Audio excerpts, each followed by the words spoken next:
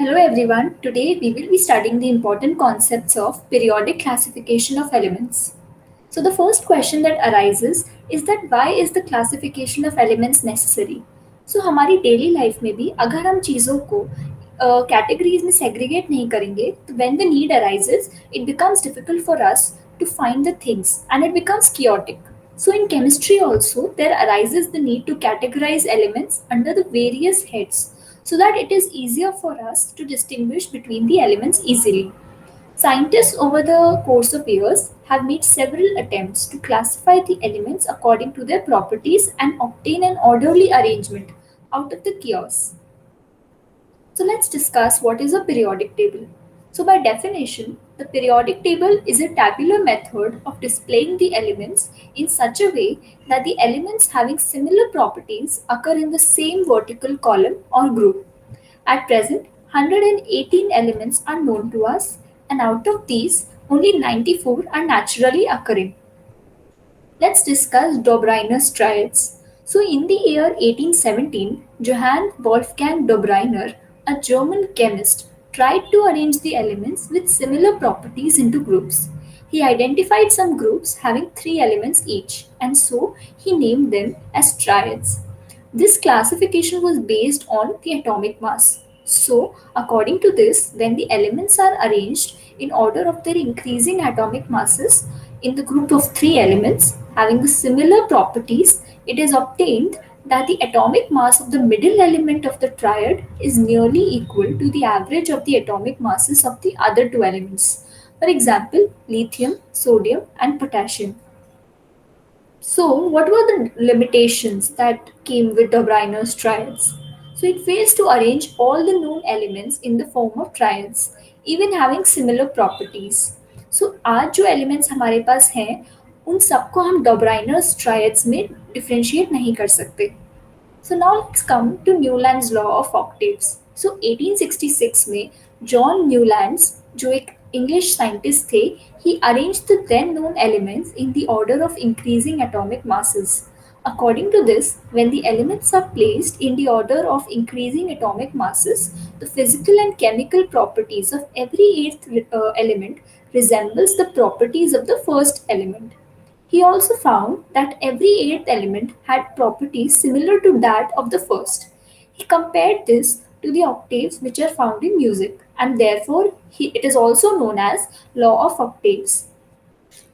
The limitation of Newland's law of octaves are that law of octaves was applicable only to calcium, that is only for the lighter elements. Newland adjusted two elements in the same slot, that is cobalt and nickel, which were having different properties. And according to Newland, only 56 elements existed in the nature and no more elements would be discovered in the future. But that obviously turned out to be false. So now let's discuss Mendeleev's periodic table. So Mendeleev's periodic table is based on the physical and chemical properties of the elements and their atomic masses. The Mendeleev's periodic law states that the physical and chemical properties of the elements are the periodic function of their atomic masses. When Mendeleev started his work, 63 elements were known to exist in nature. He examined the relationship between atomic masses of the elements and their physical and chemical properties. So, Mendeleev's periodic table contains vertical columns which are known as groups and horizontal rows which are known as periods. Now let's discuss the achievements of Mendeleev's periodic table. So Mendeleev's periodic table was published in a German journal in 1872. And in the formula of oxides and hydrides at the top of the columns, the letter R is used to represent the elements in the group. So for example, hydride of carbon, which is CH4, is written as RH4, and the oxide of CO2 as written is RO2. Mendeleev had already left places in the table which provided an idea for the discovery of new elements. Example, eka boron, eka aluminium, and eka silicon. Mendeleev's periodic table was predicted properties of several undiscovered elements on the basis of their position in the periodic table. It is useful in correcting the doubtful atomic masses of some elements. Noble gases could also accommodate in the Mendeleev's periodic table without disturbing the other elements. Limitations of Mendeleev's periodic table.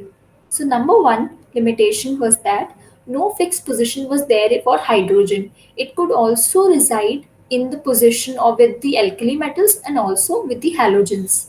The second limitation was that there was no place for isotopes. For example, Cl35 and Cl37 were not decided, their positions were not decided. The third limitation was that there was no regular trend in the atomic masses.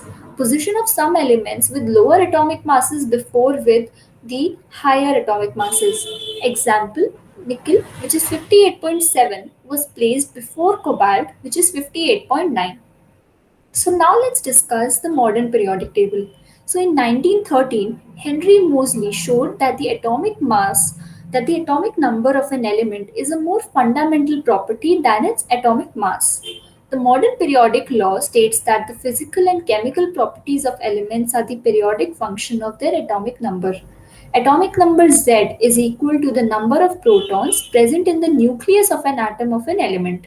Modern periodic table contains 18 vertical columns known as group and 7 horizontal rows known as the periods. On moving from left to right in a period, the number of valence electrons increases from 1 to 8 in the elements present. On moving from left to right in the period, the number of shell remain the same. So now let's discuss the trends which can be found in the modern periodic table. The number one is valency. The valency of an element is determined by the number of valence electrons which are present in the outermost shell of the atom. It is also known as the combining capacity of an element. In period, on moving from left to right in a period, the valency first increases from 1 to 4 and then decreases to 0. In groups, the valency remains the same because the number of valence electrons remain the same. The second trend is the atomic size. It refers to the radius of an atom. It is the distance between the center of the nucleus and the outermost shell of an isolated atom. In period, on moving from left to right in a period, atomic size decreases because nuclear charge increases, while atomic size increases down the group because new shells are being added in spite of the increase in the nuclear charge. The third trend, which can be observed, is of the metallic character. It is the tendency of an atom to lose the electrons. In period along left to right, metallic character decreases because a tendency to lose electron decreases due to the increase in the nuclear charge. While in group, metallic character when moving from top to bottom increases because the atomic size and tendency to lose the electrons increases. Example, first group element, lithium, sodium, potassium, rubidium and cesium. The fourth trend which can be observed is of the non-metallic character. It is the tendency of an atom to gain electrons. Along the period from left to right, non-metallic character increases because tendency to gain the electrons increases due to the increase in the nuclear charge. In the group, on moving from top to bottom in a group, non-metallic character decreases because atomic size increases and tendency to gain the electron decreases. So, these were the important concepts of periodic classification of elements. Thank you.